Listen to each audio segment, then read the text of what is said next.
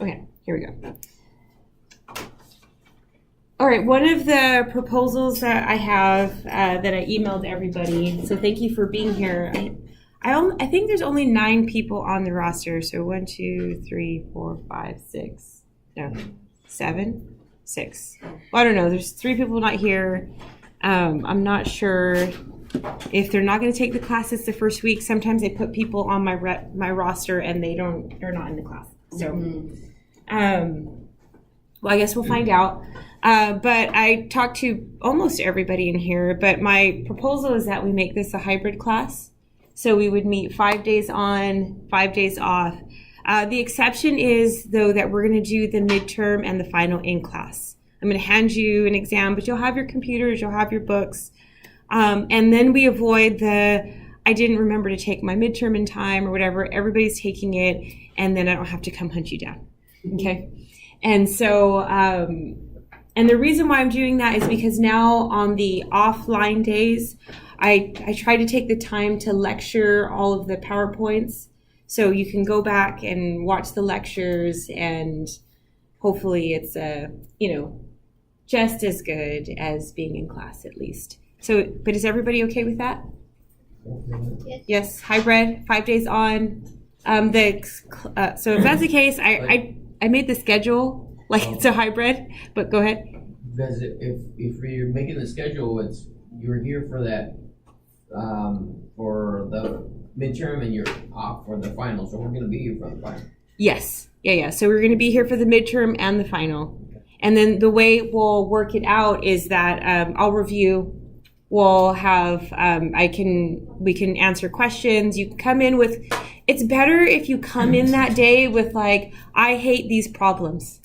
Okay, because what ends up happening is if you come in and you're like, oh, I don't know, let me look, and then we're just kind of waiting, and okay, well then just take the exam. Now, if everybody's comfortable with it, that's fine. You can take the exam, no big deal.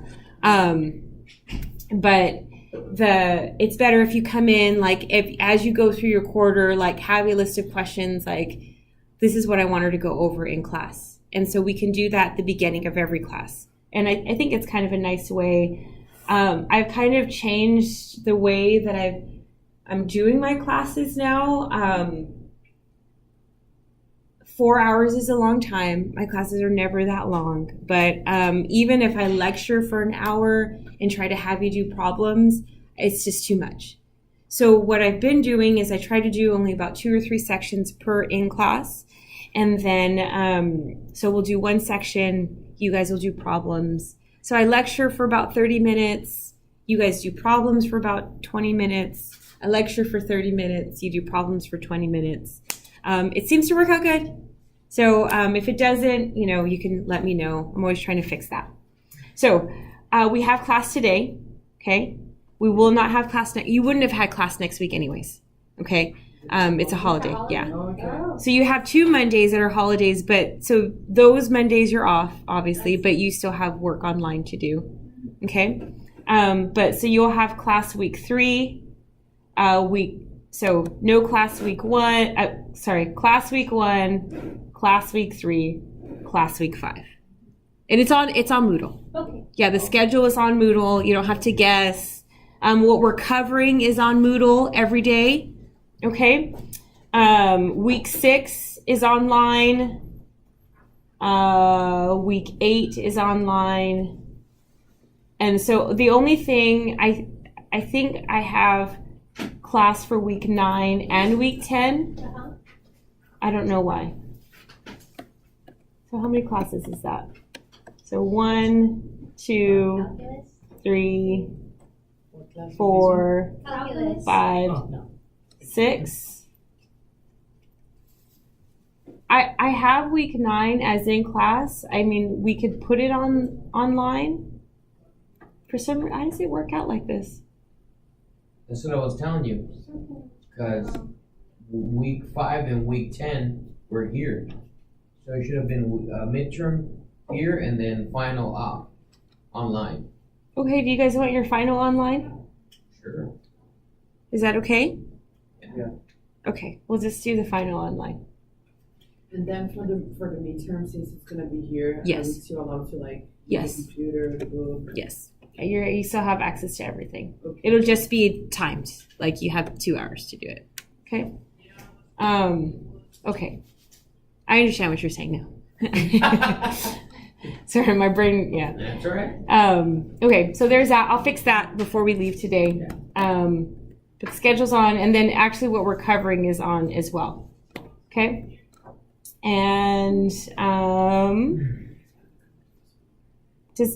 not going to do the algebra review because we don't have time, because we cover chapters 1, 2, and 3 before the midterm, 4, 5, and 6, for the final. So I had one student ask me like, oh, how is this compared to your other classes?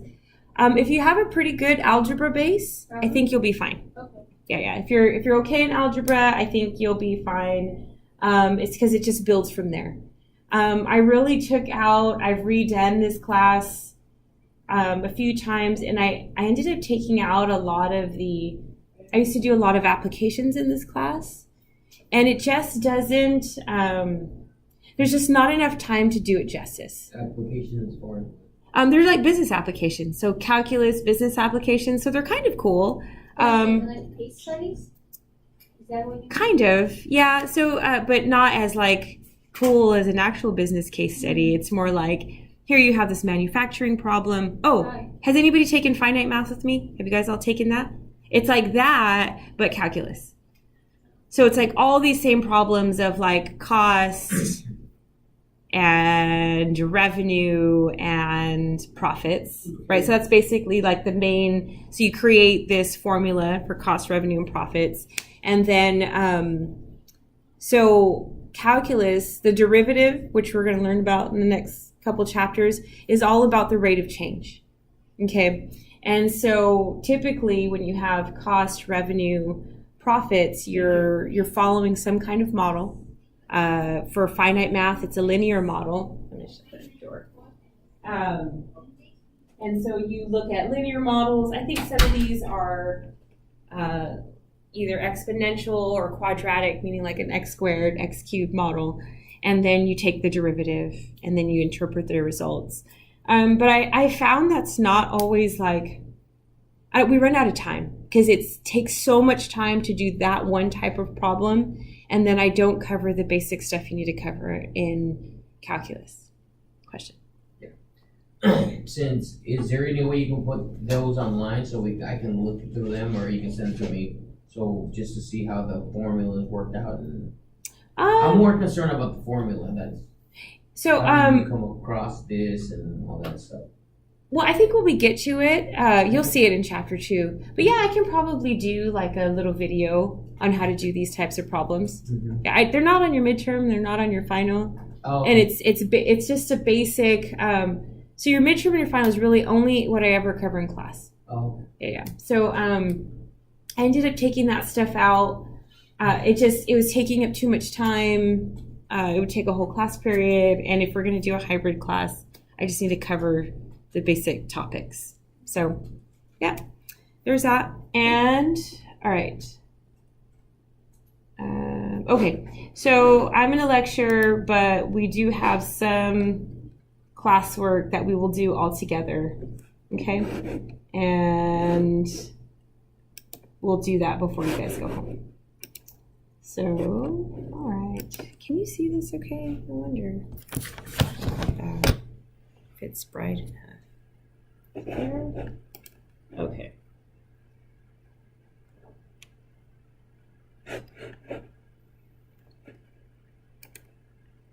Okay, so the basic idea behind calculus, it's going to look all really familiar to algebra. It's very similar to algebra.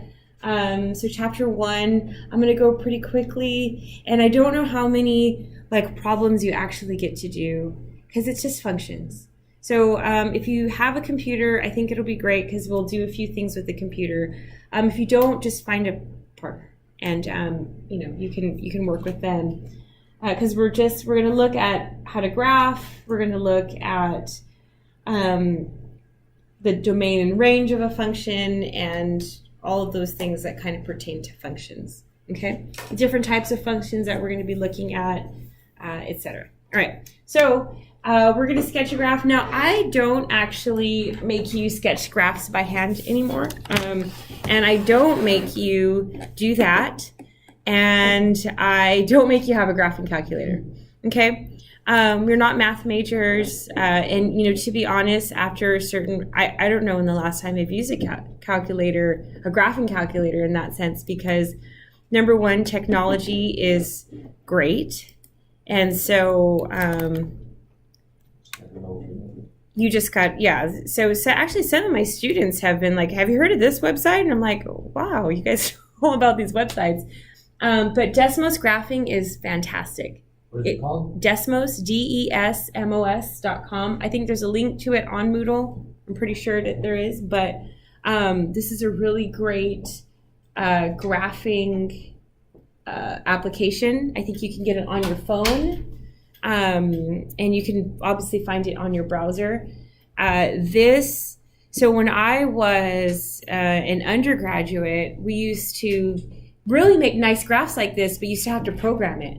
You couldn't just like type in whatever you thought was supposed to be in there. And even when I first started teaching this class, there was a online something that if you got the syntax of it just wrong, it won't graph anything for you. It won't do anything for you. It won't graph. I can't remember what it was. Do you remember what it was? I think I had you. Maybe in one I of. remember the name of the. But you know what I'm talking about, right?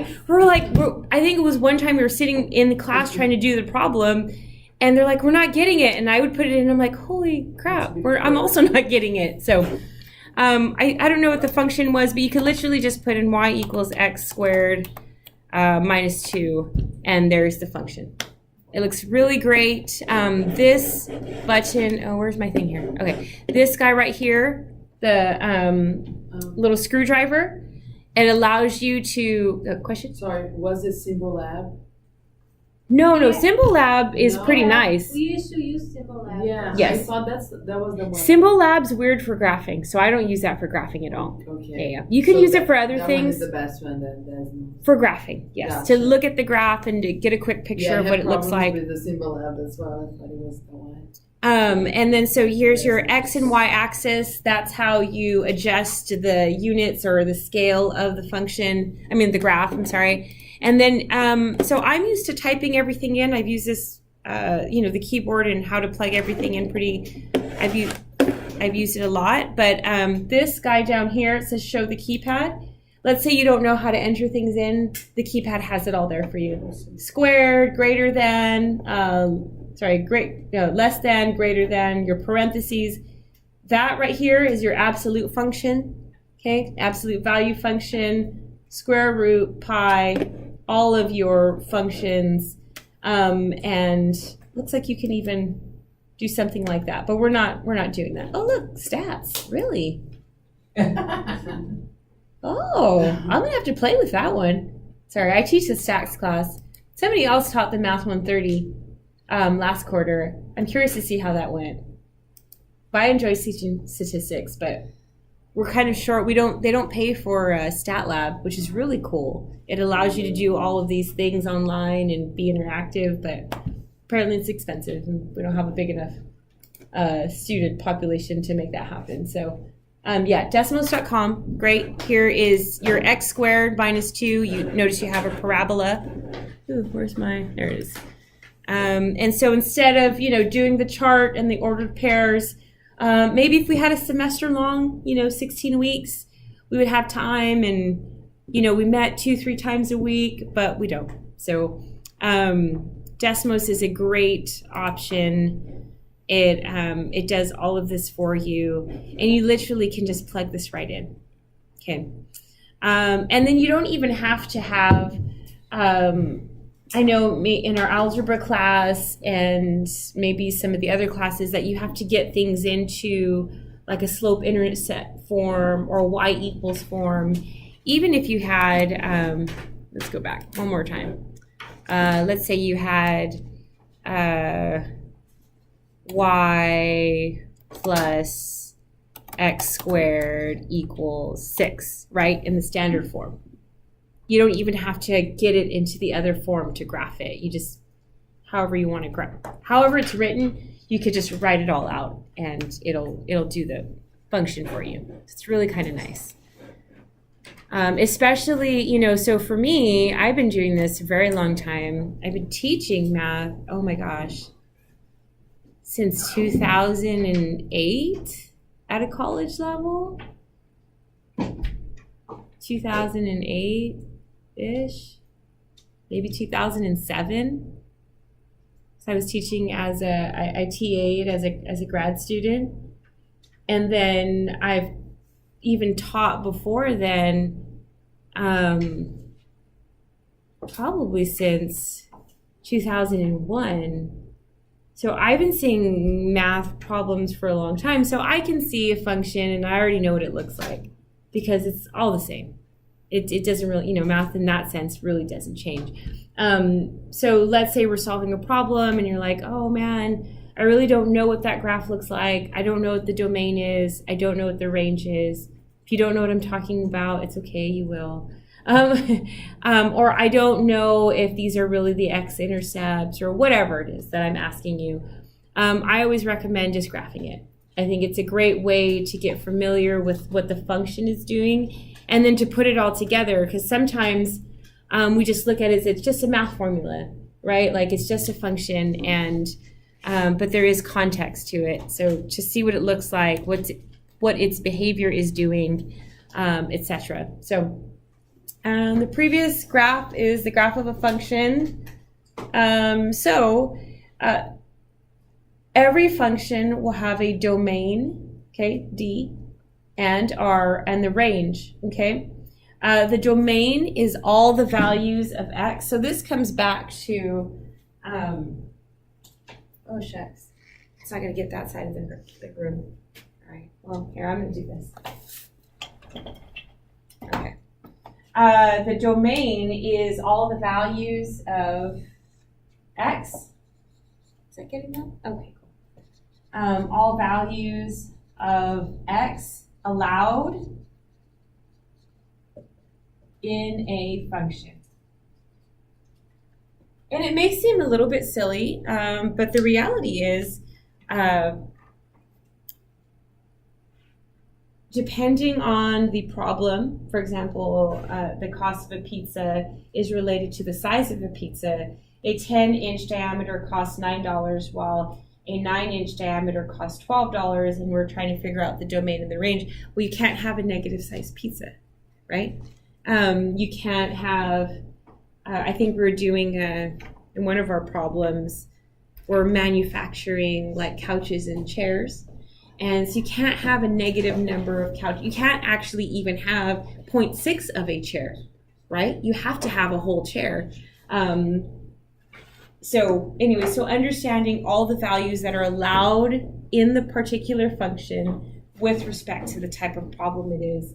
And then the range, I don't know if you guys want to take a guess. It's all the values of,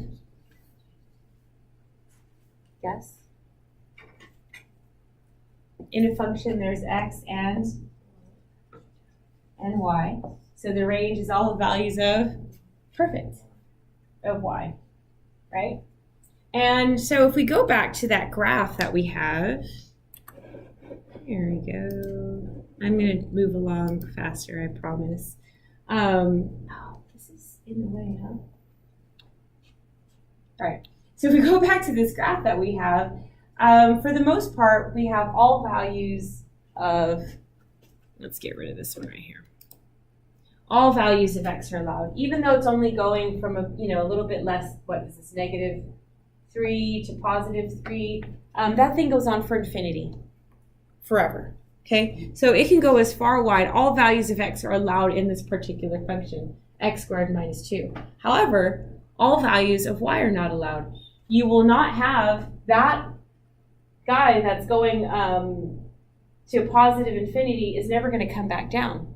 So the lowest value for your range is this guy right here, and that is, can't see it on the function, but it's -2. Yeah, so you just click on it, and so for this particular function, you have all values of R, okay? And for Y, you actually have where y is greater than or equal to -2.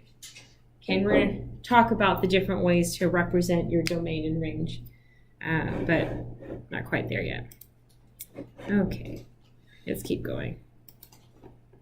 I take my time with this mostly because I think the domain and range is really important.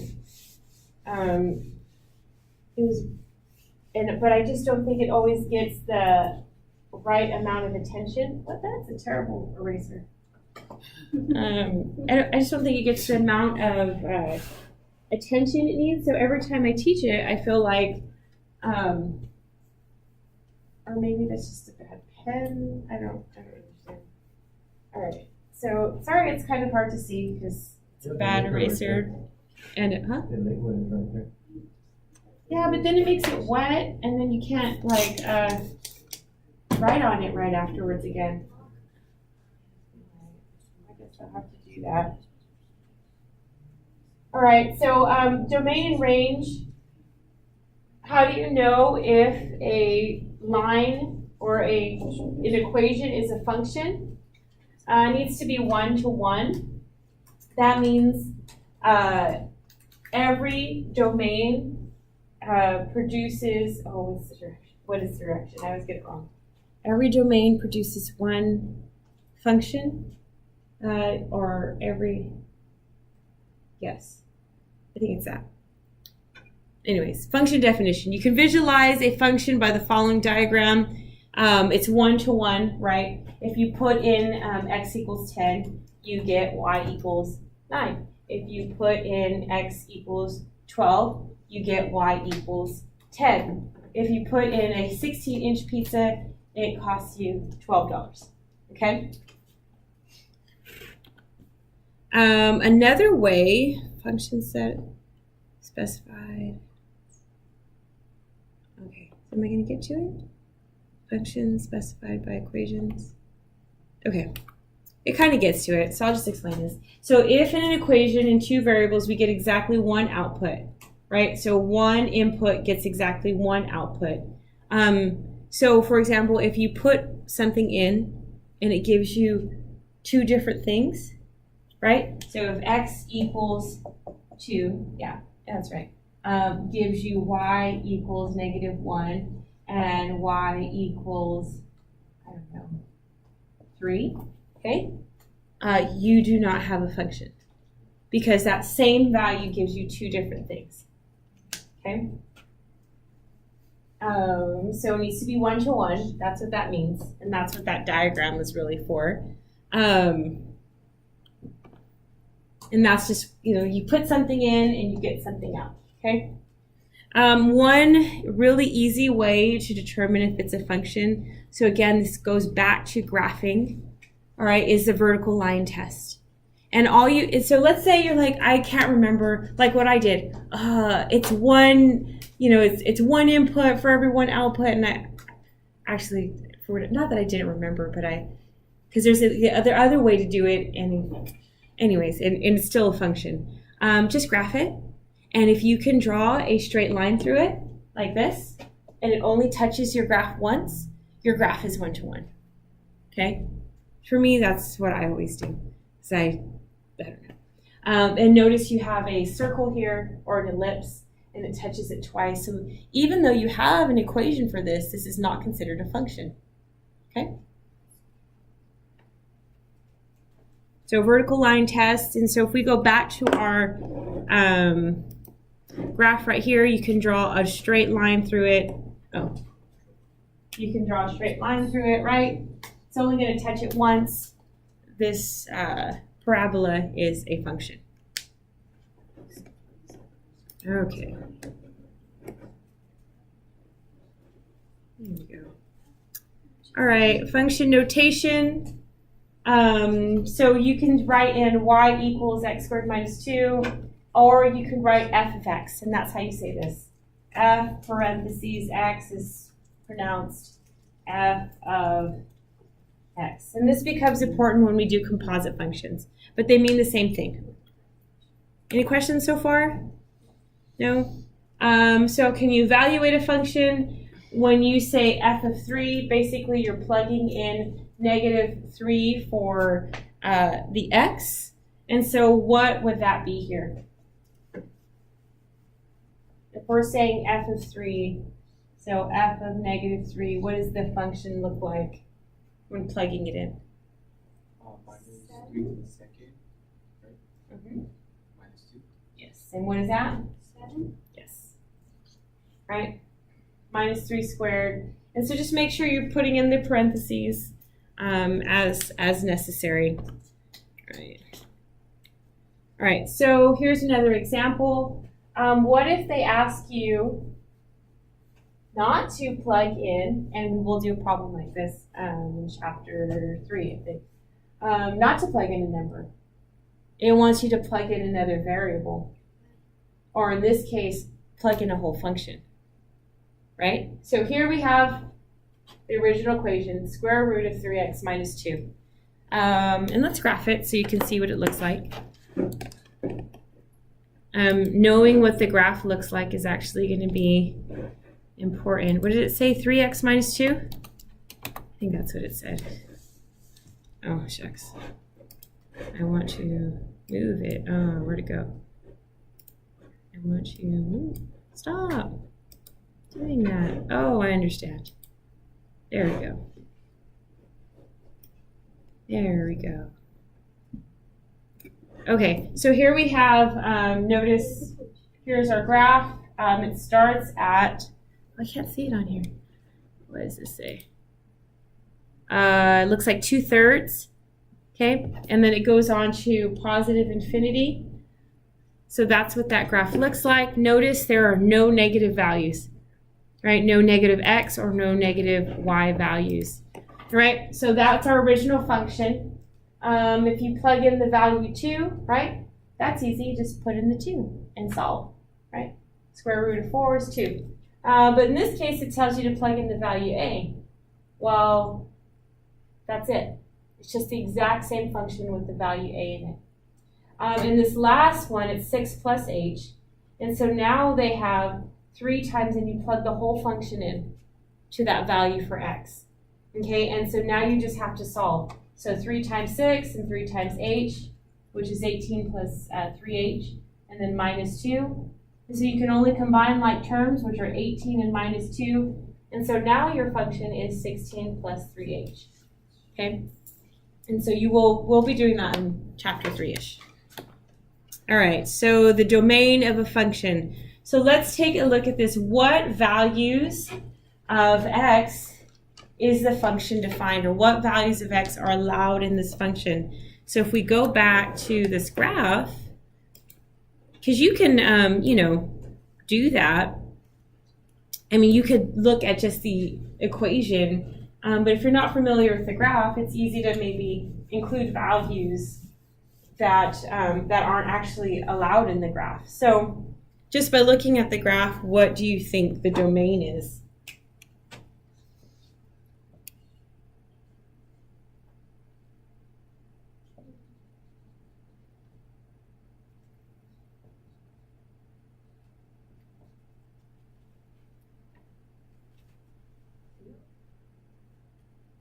So the domain again is all values that are allowed. In this case, x equals 0 is not included. There's nothing for x equals 0. It will be positive. All the values are positive, yes. And so here's your first value for x. It looks like it's included.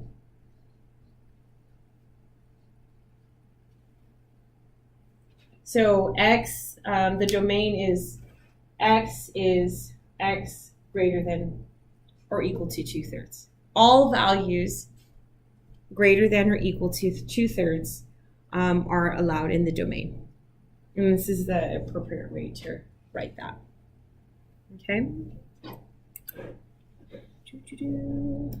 All right. What time is it?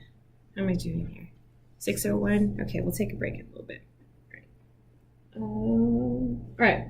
So again, here's another function. Find the domain of this function. For me, I think graphing it is good. You get familiar with what the function looks like. Again, you have another square root function, so it looks just like the other one, right? But we just need to find out 1/2 x. 1/2 x. What did it say? Plus 4? Minus 4?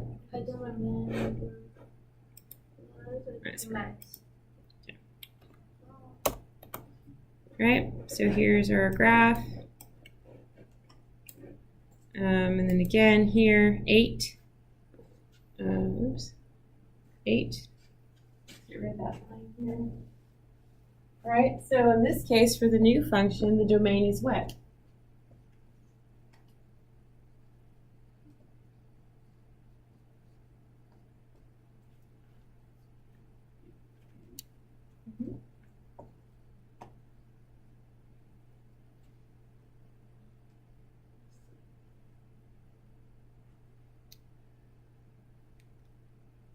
And I think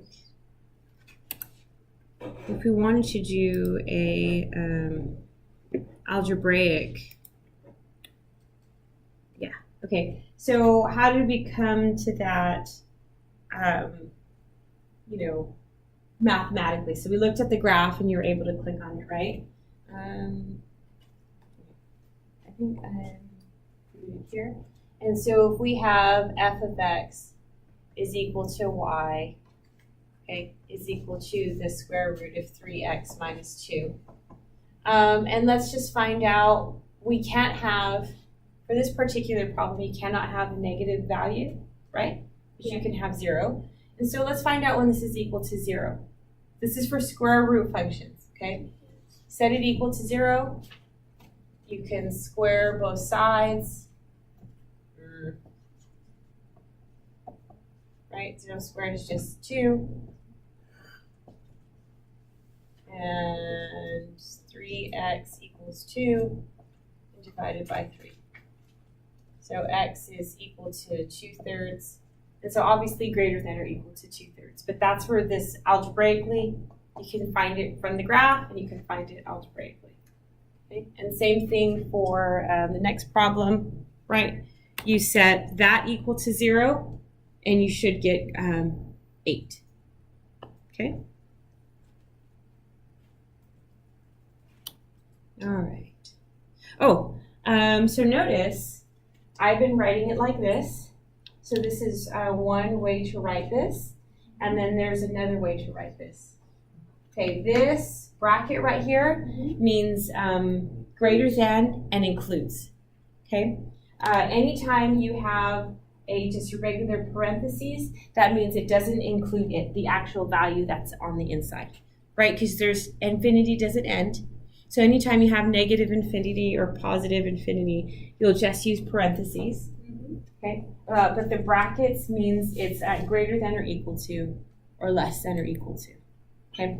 And the parentheses mean just greater than or less than, okay? Questions so far? Nothing too bad. All right, so let's find the domain of this next function. And then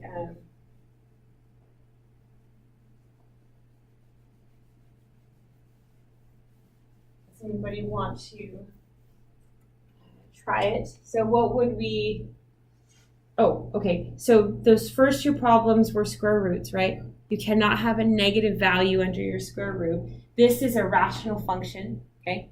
A fraction that looks like a function, they're called rational functions, right? Function on top of a function. Now, what cannot happen for this particular type of function?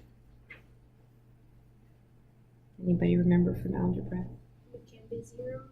Yes, the denominator cannot be 0. Perfect, right? So this guy cannot equal 0. So that's when we want to find out, right? When is it equal to 0? So we know that the value then is greater than that particular number. So 3x minus 5 is equal to 0. Plus 5 plus 5, 3x equals 5. So x is equal to 5/3. So our domain is greater than 5/3. This is also 5/3 to the positive infinity. Okay? That's the same way to write both particular domains. I think that's okay. All right, so the problem that I was telling you about, like, profits and price demand functions. Ooh, let's erase this. This is the type of problem it is, but I don't really spend too much time covering it. Okay, so I'm actually going to skip through this and probably go on to the next section, which means I'll actually probably give you guys a little bit of a break. Break even. Yeah, we're not going to cover this. Yeah. All right, why don't we just take like a 5-minute break? I'm hoping to cover most of chapter 1